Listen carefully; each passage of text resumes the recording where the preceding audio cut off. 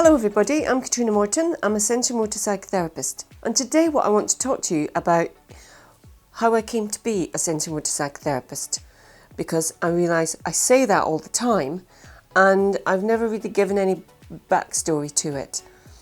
And so for anybody that's interested, that's what I'm going to talk about today. Now if you're enjoying these videos, then can you please like and subscribe to our channel, because it really helps us get out to more of you.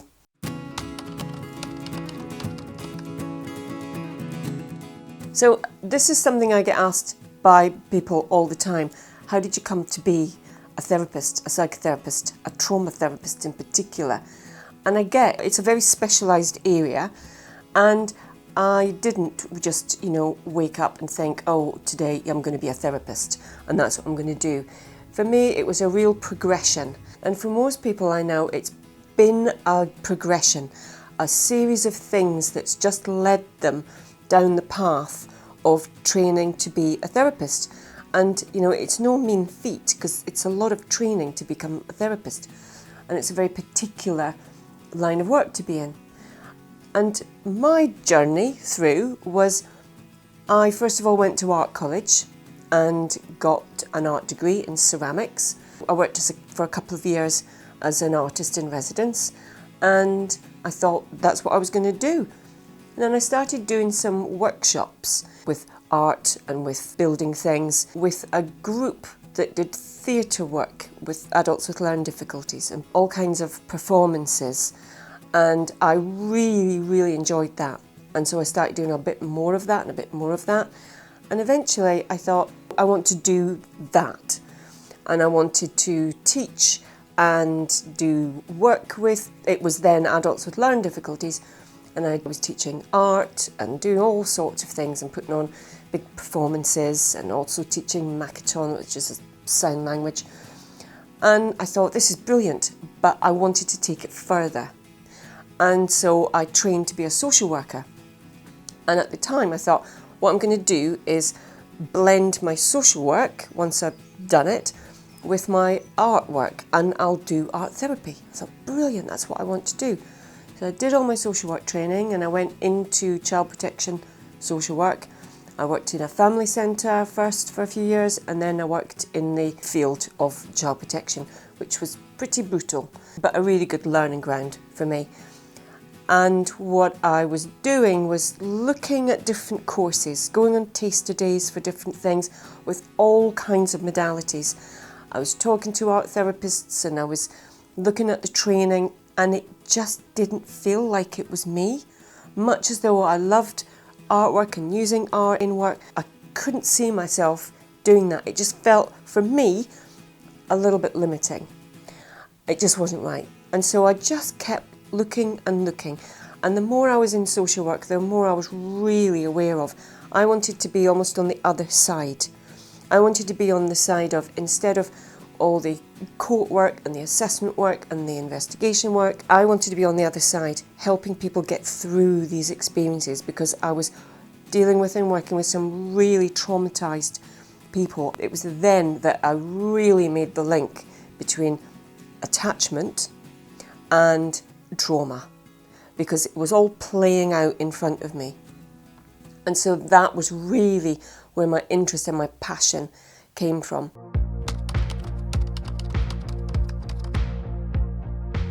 One day my supervisor said that she'd been to the States and she'd done this workshop, been to this conference, and she'd seen the most amazing woman, and they'd managed to get her over, and this amazing woman was amazing, and she is Janina Fisher.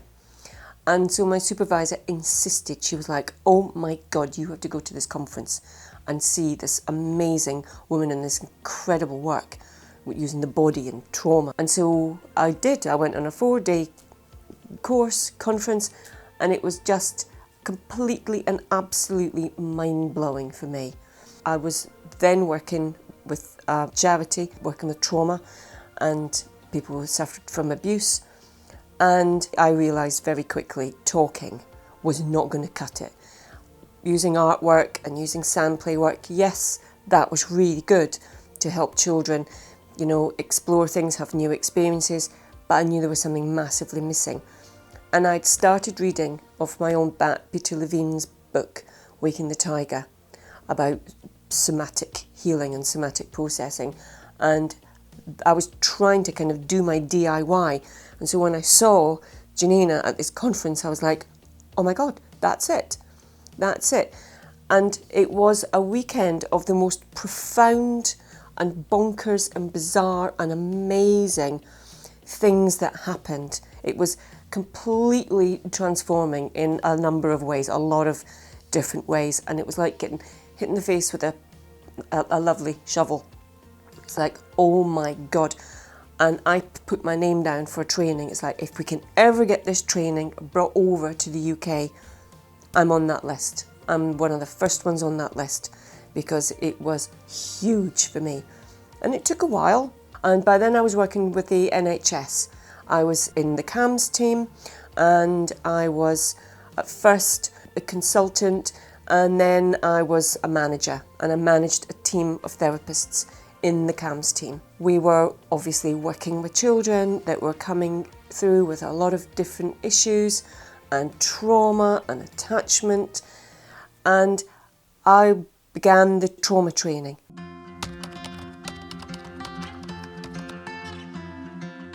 The first module was trauma training, and it was purely body work, nothing about thoughts. It was absolutely getting us totally out of our heads, because all of us had only been trained how to think. And it was like a kind of, at the same time, a de-skilling, because we couldn't use the knowledge that we had. We had to really learn how to recognise, track, notice, become aware, read what the body was doing. Both our bodies, we had to do it as clients, and therapists. Our training mine was over about 7 years because it was so brand new. We did the first trauma training that was just phenomenal, and then we had to wait until another tranche of people had come through the trauma training to have enough people that wanted to go forward to do the developmental training.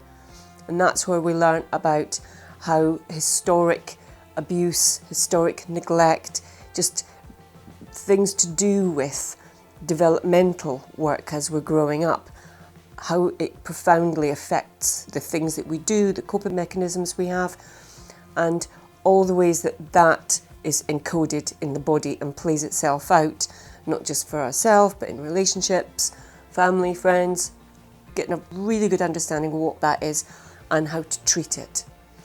And then the third one was the certification training, which again, it was some people from other trainings were coming through, and we were the first group. I was the first group to do the Sensorimotor trauma training, and I was the first group to finish to be certified. At the time, we didn't know. It was like, this is amazing, but it's so different. It's so out there. Is anybody ever going to want to work with us? I was in a really lucky position.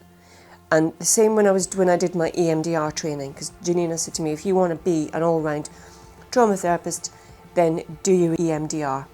And I didn't want to.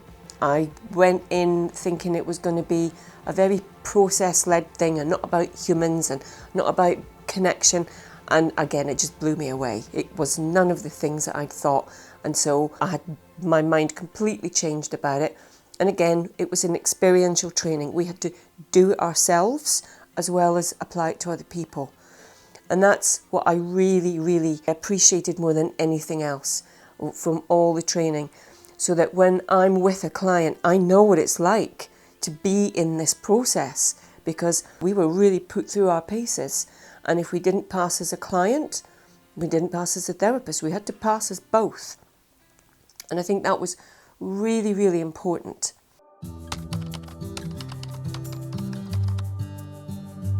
Because I was working in the CAMS team, I was able to use all of my staff members. They wanted to work on things.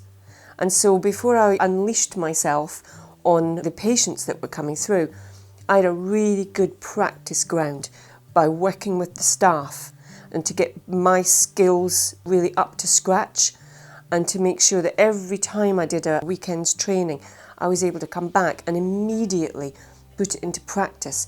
And then I began working with the patients, and I just noticed the biggest difference. It was just like, aha, this is how you work with bodies and brains and trauma, and we were working with all kinds of things. And I was able to do a lot of training with the staff, not just from my team, but other people were coming through, because it was so new and it was so different, but it was so unbelievably effective. People were coming to me with phobias or, really serious suicidal ideation because they just had enough. They couldn't cope anymore. And then, a few weeks later, a couple of months later, they were being discharged from the service and not coming back. And they were being discharged well. And so, although I already knew, it was like, oh my God, there's the evidence for this. And so I came out of the NHS. I started just doing work on my own, and then I was asked to go and run a private trauma clinic in Oxfordshire, and I thought, give it a go, and it was brilliant, and I did that for 4.5 years, and then I came out of that and I work by myself now, and I'm trying to build a network of amazing people doing different things, but everybody kind of working with the body and working with all sorts of things, which, hopefully I'll be able to introduce some of these people at some point and do some filming with them. But that's my journey, although it seems really bizarre. How did you get from going to art college, working as an artist in residence, to being a body-centred sensorimotor psychotherapist?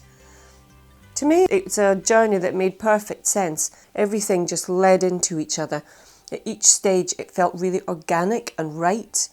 And I just knew when I started doing the sensorimotor work, it was like click. It really fell into place. And for me, I have no idea how I worked before I started doing it. I know I did some okay work, but this is really it. And all the things I do now, I'm just building on that. Other different things, just adding into it.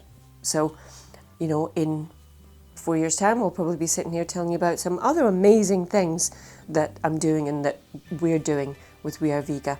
I hope that helps you understand how I got to be here and why I'm doing this. If you've got any questions about sensorimotor psychotherapy or EMDR or training, or how you find your path, then I've been there, I've done that, and I'd be more than happy to talk to anybody about that. So I hope that's been helpful. If you've enjoyed this and all our other videos, then please give us a like, subscribe to our channel, and I look forward to seeing you again very soon. Okay, bye.